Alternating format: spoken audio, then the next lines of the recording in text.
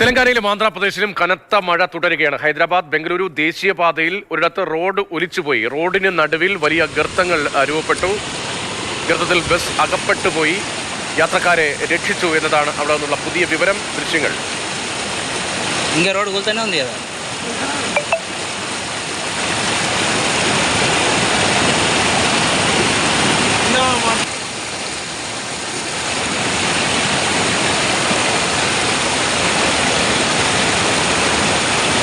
തെലങ്കാനയിലും ആന്ധ്രാപ്രദേശിലും കനത്ത മഴ തുടരുന്നു. ഹൈദരാബാദ് ബംഗളൂരു ദേശീയപാതയിൽ റോഡ് ഒലിച്ചുപോയി. ഒരു ബസ് വലിയൊരു ഗർത്തത്തിൽപ്പെട്ടതുൾപ്പെടെയുള്ള ദൃശ്യങ്ങളാണ് വരുന്നത്. യാത്രക്കാർ രക്ഷിച്ചു എന്നതാണ് ആശ്വാസകരമായ വിവരം.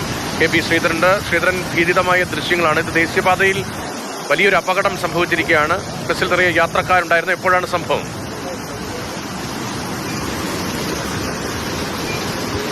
ഇന്ന് രാവിലെയാണ് ഈ സംഭവം. കഴിഞ്ഞ 2 ദിവസമായി ആന്ധ്രാപ്രദേശിലും തെലങ്കാനയിലും കനത്ത മഴയാണ് പെയ്യുന്നത്. ഇതിന്റെ ഭാഗമായിട്ട് കഴിഞ്ഞ ദിവസങ്ങളിൽ ഹൈദരാബാദ് നഗരത്തിന്റെ വിവിധ ഭാഗങ്ങളിൽ വെള്ളം കയറി തടാകങ്ങളൊക്കെ കരകവിഞ്ഞൊഴുകുന്ന അവസ്ഥയൊക്കെ ഉണ്ടായി.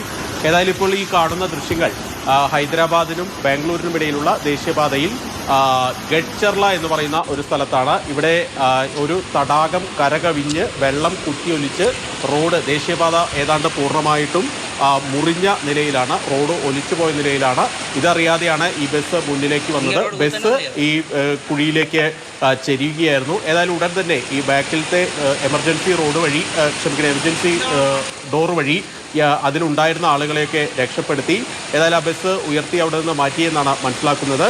ഈ പല നദികളും ഈ 2 സംസ്ഥാനങ്ങളിലൊഴുകുന്ന കൃഷ്ണാനദി ഉൾപ്പെടെയുള്ളവ കരകവിഞ്ഞ അവസ്ഥയാണ്. പ്രകാശം ബാരേജിൽ ഇപ്പോൾ മുന്നറിയിപ്പ് നൽകിയിട്ടുണ്ട്. അതുപോലെ തന്നെ പല ഭാഗങ്ങളിലും താഴ്ന്ന പ്രദേശങ്ങളൊക്കെ വെള്ളക്കെട്ടിനടിയിലാണ്.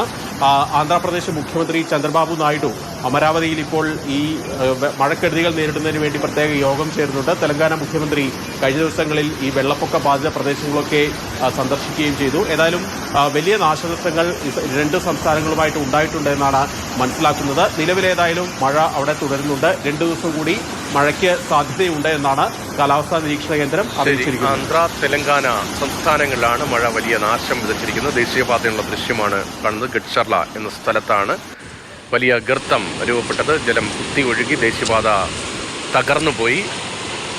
ഒരു ബസ് അപകടത്തിൽപ്പെട്ടു. യാത്രക്കാരെ രക്ഷിച്ചു എന്നതുൾപ്പെടെയുള്ള വിവരങ്ങൾ വരുന്നുണ്ട്. സ്ഥിതിഗതികൾ വിലയിരുത്താൻ ഉന്നതതല യോഗങ്ങൾ ഉൾപ്പെടെ ചേരുകയാണ്. കെ പി ശ്രീധരനാണ് ആ വിവരങ്ങൾ നൽകിയത്.